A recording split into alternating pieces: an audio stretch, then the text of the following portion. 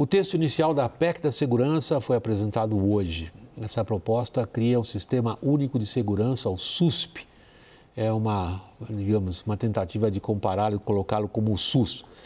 E é exemplo do que já existe na saúde, o SUS. Reportagem de Gabriela Prado. O anteprojeto transforma a Polícia Rodoviária Federal em uma polícia ostensiva federal, com autonomia para patrulhar rios e ferrovias.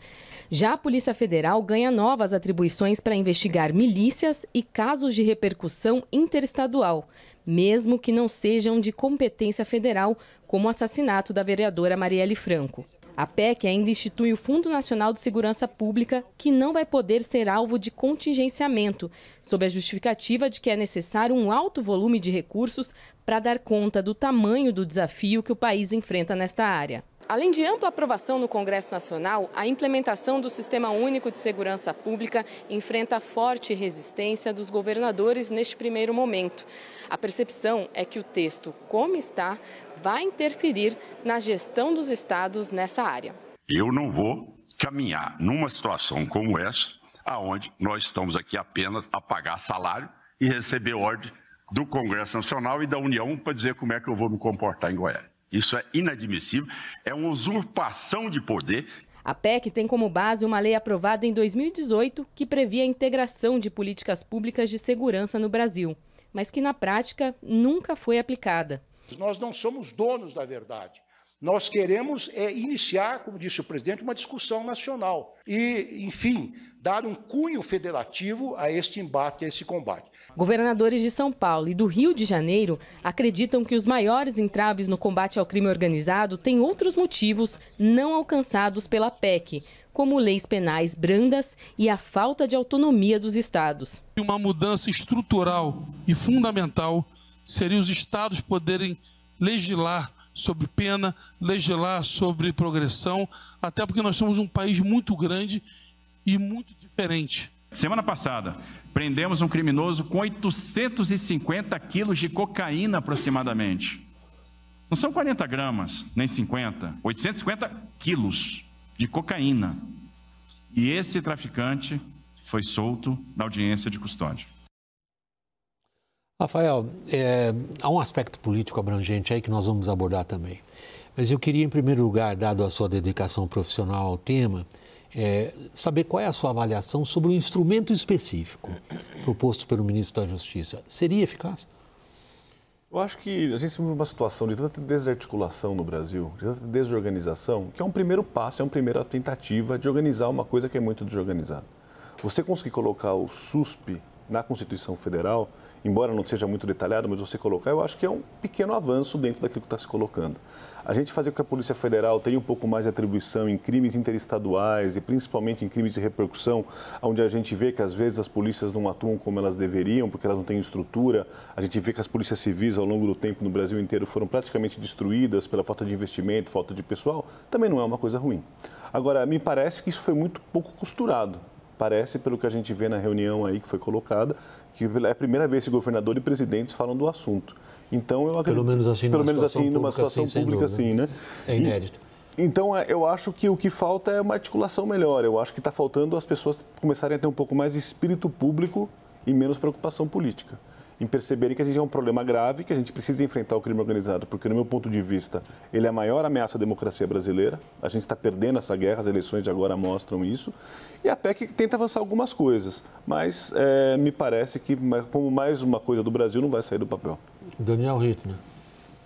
Olha, William, o que a gente percebe é o seguinte: segurança pública virou o principal ponto de preocupação da sociedade brasileira, isso detectado em pesquisas, afasta estrangeiros, gera uma espécie de imposto extra para as empresas, fuga de cérebro, porque tem um monte de gente que acaba sendo obrigado a deixar o país com o medo que a segurança pública causa.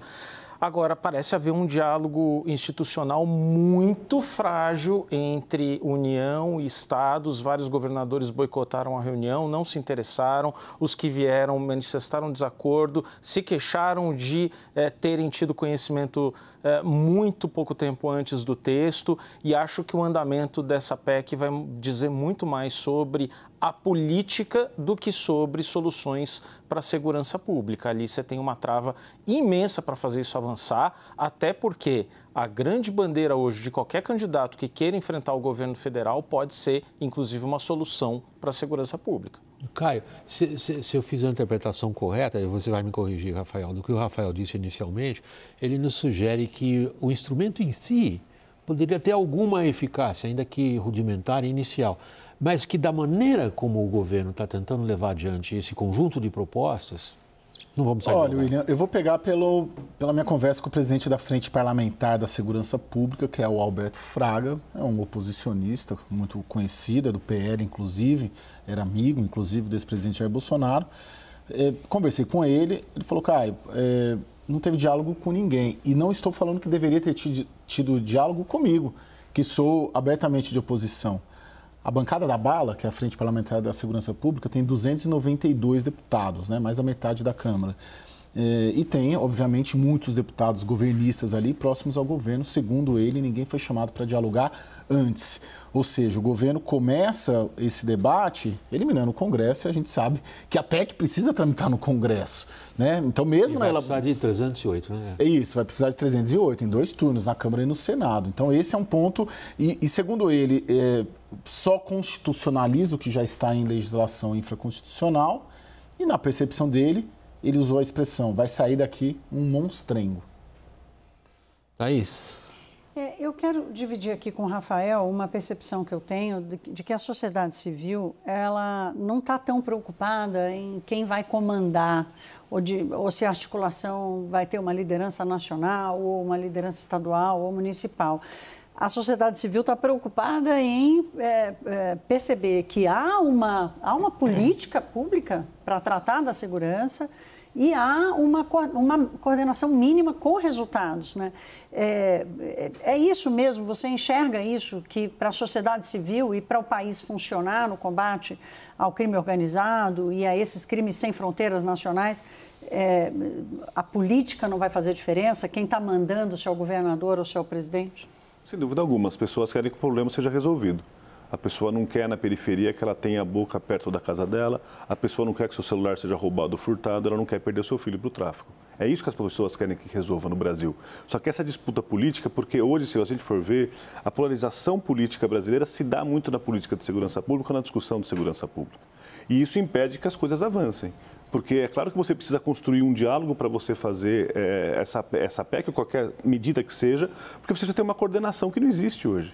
Hoje você tem várias polícias estaduais que têm dificuldade de conversar entre as polícias estaduais, que têm dificuldade de conversar com a Polícia Federal, que não conversam com as Forças Armadas. Quer dizer, você tem todo um sistema de disputas, e não de integração, e não de troca de inteligência. Ao passo que o crime organizado ele é organizado e ele está de forma multinacionalmente organizada. Então, ou a gente começa a deixar as vaidades de lado, a deixar os interesses políticos de lado e pensar em construção de uma política de Estado de segurança pública por longo prazo, ou nós não vamos resolver o problema. E, de novo, a gente está chegando numa situação que ela é limite. A gente percebeu nessas eleições agora, o crime organizado está se infiltrando cada vez mais em estruturas estatais e isso é muito preocupante, porque a mexicanização do Brasil está na esquina. E se o Estado não tomar a sua ação, os diferentes entes do Estado, nós vamos continuar tendo esse tipo de problema. Agora, só o fato de pautar, eu achei relevante, com muito atraso, né? 2 anos, estamos na metade do governo Lula 3.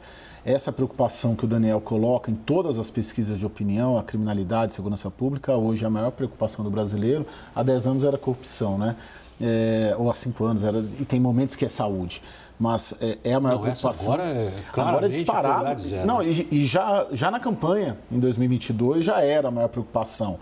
O governo, o Ministério da Justiça, no primeiro ano do governo Lula 3, na minha avaliação, ficou preocupado em caçar bolsonarista, do 8 de janeiro, não se preocupou com isso, Lewandowski assumiu e aí começou a tratar disso. Ou seja, tem o mérito de demorou, mas pautou o assunto, né? A forma e o conteúdo daqui em diante, mas o assunto, pelo menos, se ligou da realidade do brasileiro, né? E parou de focar, talvez, em Venezuela e focar mais no problema da rua de todo mundo. Mas posso fazer uma Desculpa, Daniel, você ia falar. Não, desculpe, William. Por favor, não, Daniel, por favor. É só seguir essa linha de raciocínio do Caio, porque, veja, para a dimensão que esse assunto, a crise da segurança pública ganhou, eu só fico pensando, e proponho esse debate para vocês, se não é o tipo de crise e tipo de reforma constitucional que qualquer governo teria que fazer logo de cara, com a força de um mandato fresquinho, um governo começando, porque senão me parece que é verdade. Coloca o assunto ali na mesa para debate, mas gera uma sensação na sociedade de que está querendo protagonismo, de que busca, no fundo, a sensação de que algo está sendo feito, mas algo que não vai resolver. Então, me parece que, assim, em grandes crises econômicas, reformas econômicas são feitas em início de mandato, quando você tem a força congressual, a força do poder do presidente chegando ao poder. Hoje a grande crise é de segurança. Não dá para o governo, na metade de um mandato, propor isso com governadores de oposição olhando para 2026. Eu queria trazer mais uma experiência pessoal minha recente, pessoal profissional, Rafael. Eu tive a oportunidade, poucos dias atrás, de participar em Roma de um evento no qual estava o procurador de antimáfia italiano, o procurador Giovanni Melillo. Ele tem sido muito elogiado na Europa pelo que se descreve na Europa como razoáveis êxitos na Itália ao combate à máfia. Ele participou de um diálogo com o Procurador-Geral da República Brasileira e com o diretor-geral da nossa Polícia Federal. E ali, o que o procurador italiano disse a nós, a plateia era sobretudo brasileira, foi o seguinte: nós conseguimos êxito contra a máfia porque dentro da Europa nós aperfeiçoamos leis e aperfeiçoamos principalmente o combate ao lado financeiro. Mas isso custou dentro da União Europeia uma coordenação muito cara do ponto de vista político. É o caso do Brasil, porque nós temos um pacto federativo ao qual chamaram a atenção, tanto o Caiado como o Tarcísio, dizendo, peraí, eu tenho minhas atribuições pelo pacto federativo. Como é que eu passo por cima disso? O que seria uma saída se você compara experiências internacionais à nossa situação dramática? Eu acho que o que a gente precisa começar a pensar, eu sei que foi um título que não ficou muito bom no Brasil por uma série de questões, é pensar em força-tarefa. O que aconteceu na Itália foi isso. Você começou a juntar os diferentes órgãos para irem contra a máfia.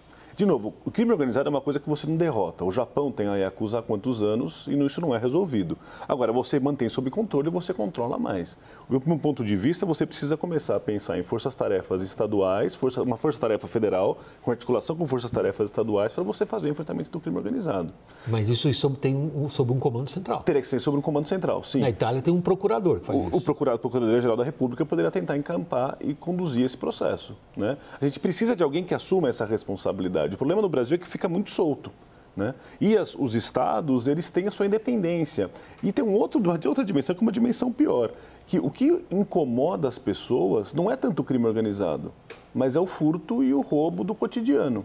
Que é isso que as pessoas esperam de uma solução e que os estados também não conseguem dar essa resposta, né? Então, eu acho que mas aí nós estamos falando de segurança pública e quando a gente abordou essa questão, nós estamos falando de crime organizado com a capacidade que ele está demonstrando, por exemplo, de ocupação geográfica e territorial na Amazônia. Sem dúvida. Aí não é roubo de celular, sim. Aí é tonelada de droga. Sim. Só que isso a pessoa não sente no dia a dia, né? O que a pessoa sente no dia a dia é essa outra coisa, que claro que está articulado, mas é que é a complexidade do assunto, né? Por isso que eu acho que uma força-tarefa, quando você juntar diferentes entes, por exemplo, uma coisa que o Brasil não faz, né? Mudando um pouco disso rapidamente para a questão dos desastres ambientais. A gente não tem um modelo de articulação das forças quando a gente tem um desastre como no Rio Grande do Sul, por exemplo. Coisa que nos Estados Unidos uma pessoa assume o comando e coordena os diferentes esforços. Como foi agora no furacão. Como foi agora no furacão e que resolveu ter uma resolução muito melhor do que a nossa, né, com um incidente muito mais grave. Porque no Brasil a gente não tem essa articulação de esforços, a gente não tem uma autoridade que faça essa articulação e que organize essa articulação. E eu acho que nesse momento, pela questão política que a gente vive, as pessoas querem o tempo todo ter protagonismo. Quando você vê as falas da reunião, tanto o governo federal, que quis assumir um certo protagonismo numa coisa que ele não tem tido protagonismo nenhum, quanto os governadores também não querem perder essa bandeira, porque para a direita essa bandeira é uma bandeira muito importante, que é a bandeira da segurança pública. Então a gente fica numa situação onde a questão é muito grave, ela é muito séria e ninguém parece que tem espírito público. Quando a gente vê os ataques nas Torres Gêmeas, quando a gente vê os ataques que aconteceram em Londres, os dois partidos se unem.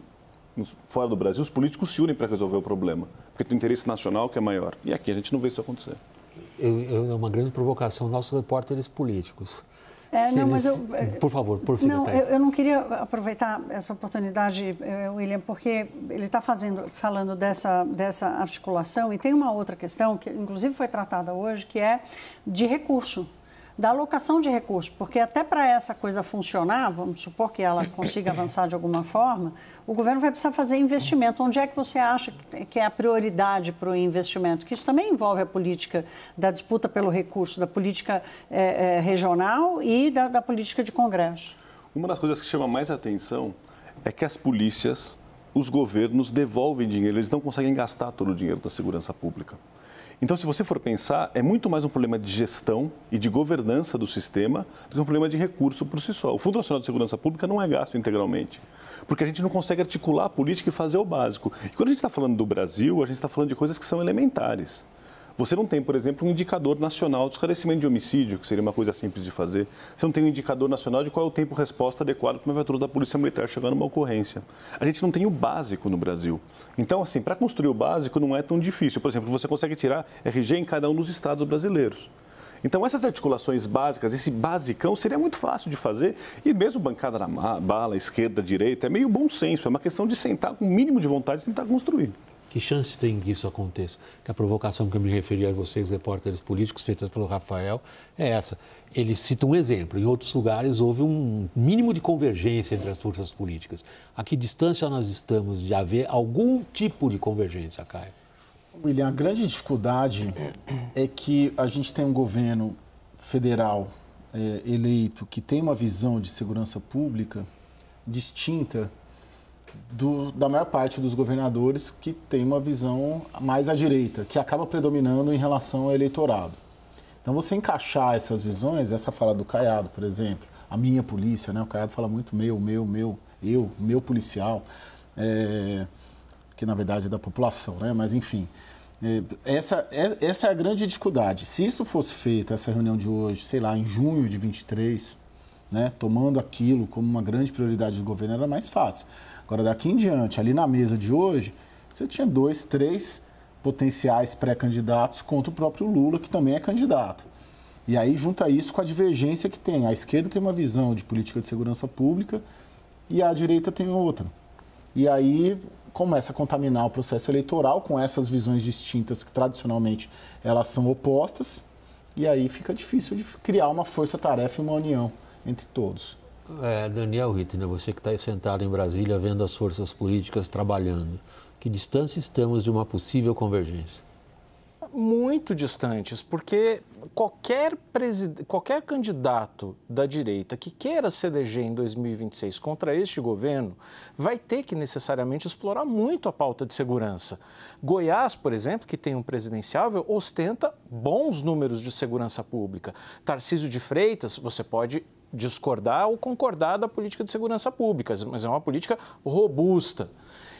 O que acontece, no fundo, é que nenhum governador tenderá a concordar com um governo no meio do mandato que tem dificuldades no Congresso e o que eu vejo é vários países da América Latina partindo para colocar a segurança pública no foco central de qualquer eleição. Haja visto esse processo de buquerização da América Latina, aconteceu no Equador, aconteceu de certa forma na Argentina também, não será diferente no Brasil.